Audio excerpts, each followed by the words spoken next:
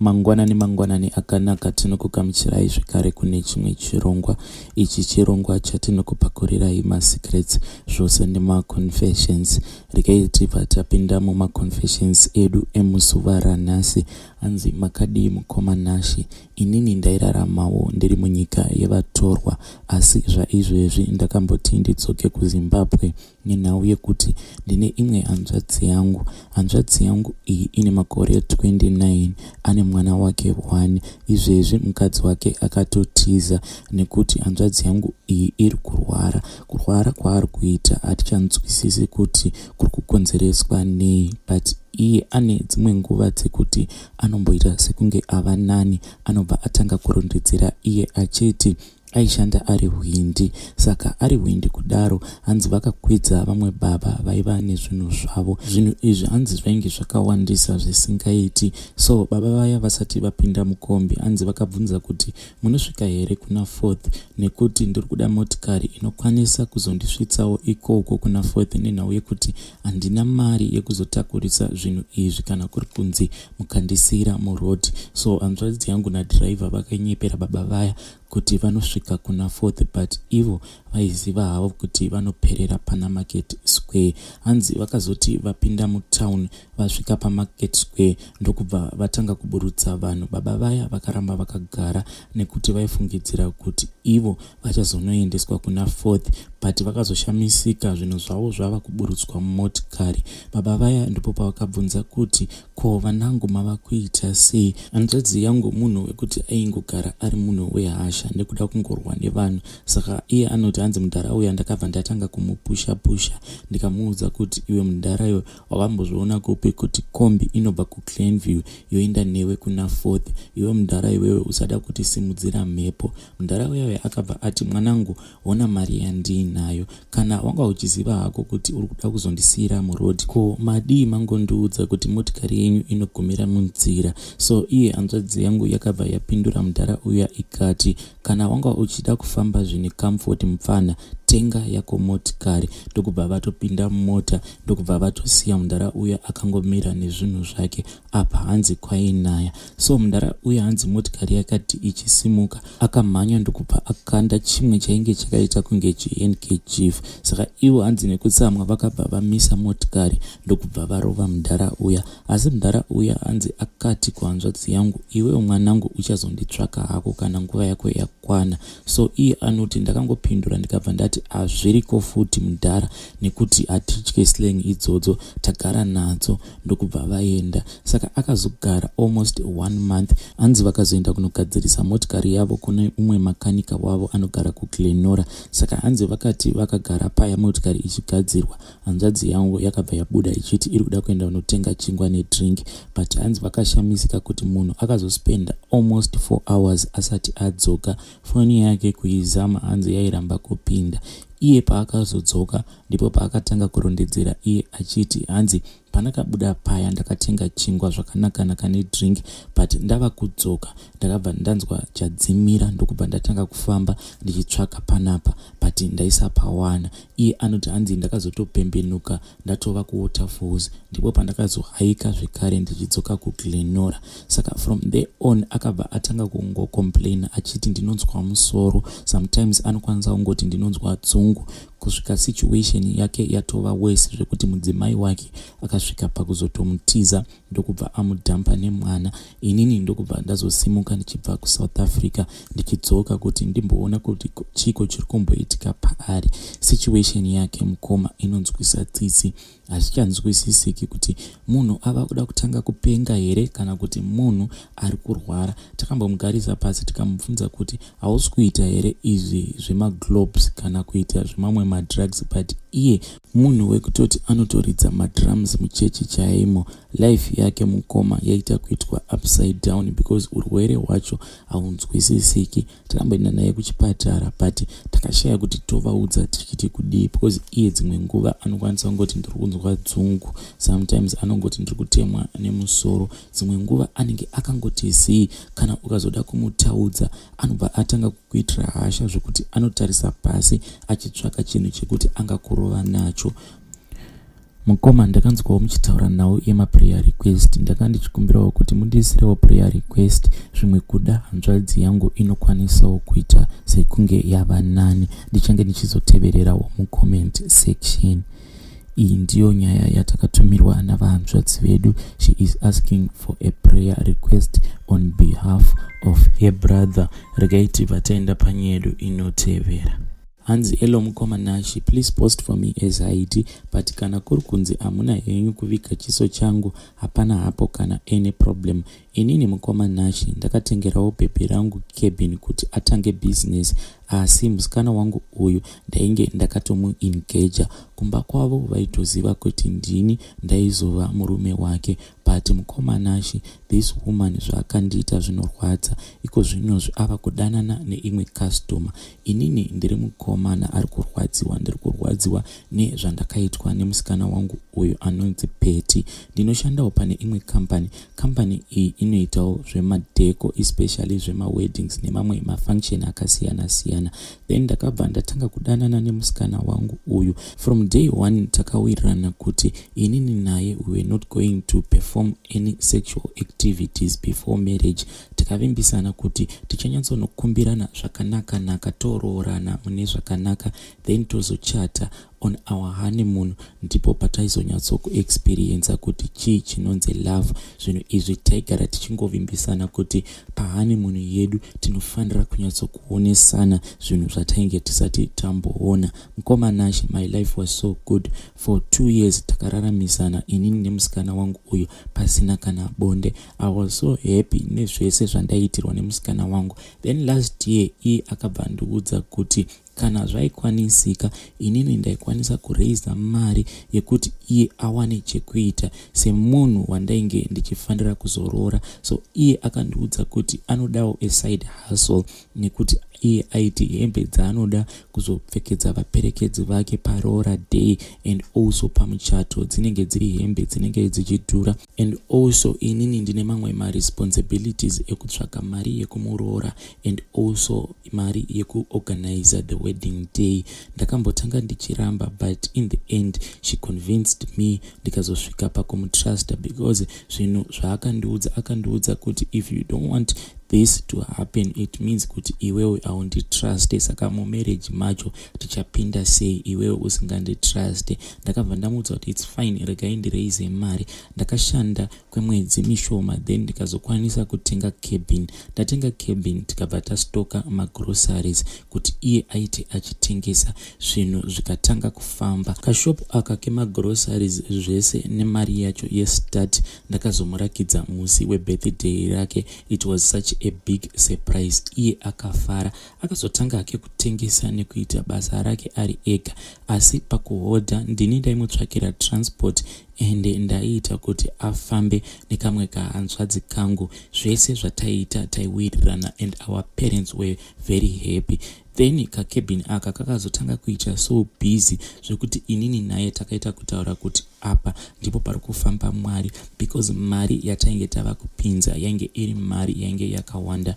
Then sisi vangu ndakazotovasiisa basa ravaishanda because vaishanda mumba. Ndokubva ndavaudza kuti kana zvichiita chiendai munoshanda nemurora wenyu muchiita zvekumubatsira. Takabva tavavimbisa kuti tichange tichivapa 100 US pamwedzi. Sisi vangu vakazotanga kushanda, asi vakazouya vachitanga kundiudza kuti maiguru zvavari kuita vanoratidza kuti vanenge vari kudanana neumwe murume uyu anogara achingouya pashopu, but pose paanouya pashopu anenge akavabatira lunch. Inini ndakamboramba ndikati musikana wangu haangambodaro because kwatainge takabva ndiko kwaiva kure.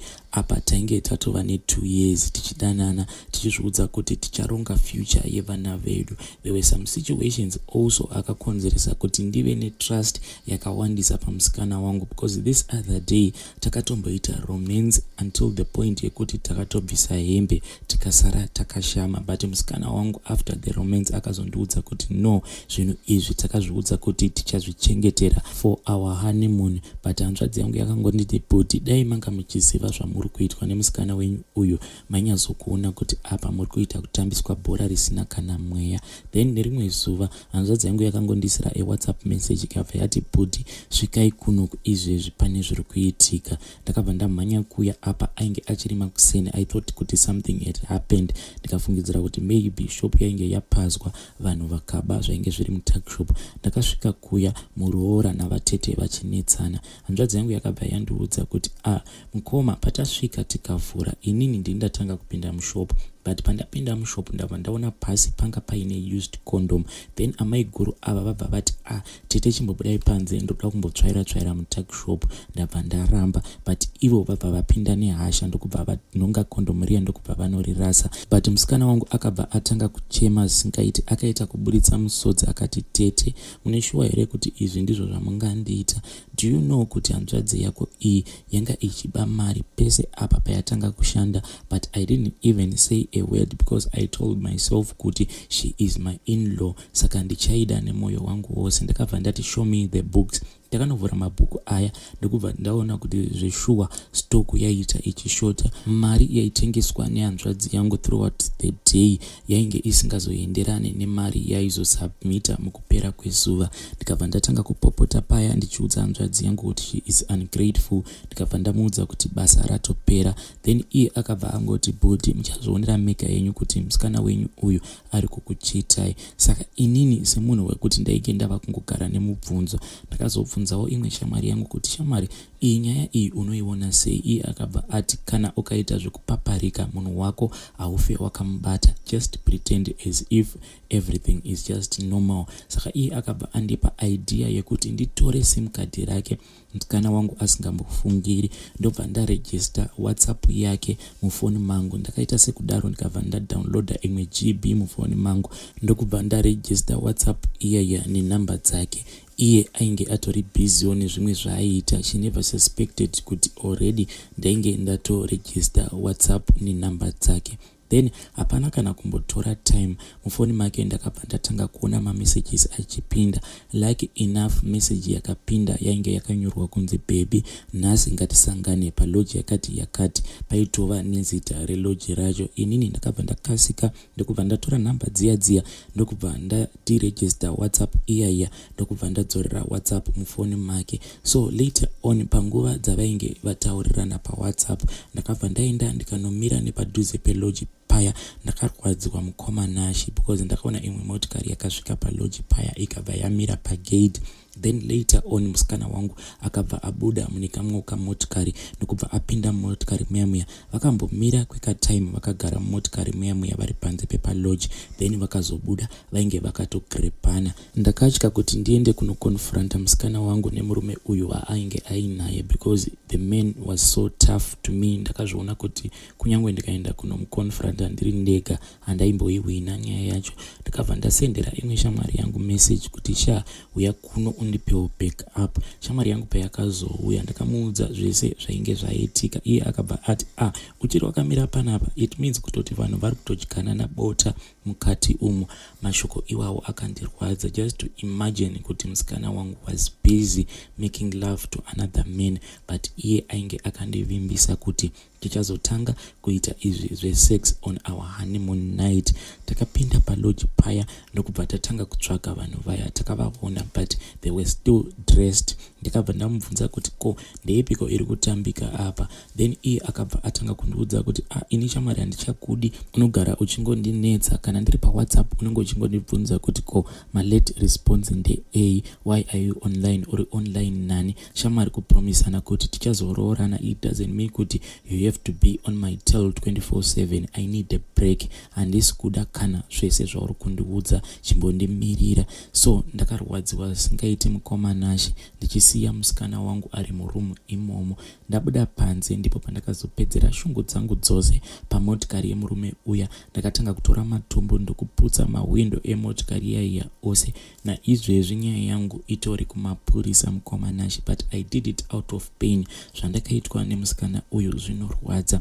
problem yavapo ndeyekuti ndakazoti it's fine, shop yangu ndava kutora, vabereki vemusikana wangu mukoma vari kujamuka, patova neimwe grudge isingaiti between my parents nemaparents emusikana wangu uyu, because ivo vari kuti shop iyi yakashandirwa nemwana wedu. She was the one aienda kuna naMesina achienda achinohodha, ndiye aiisa all of the hard work.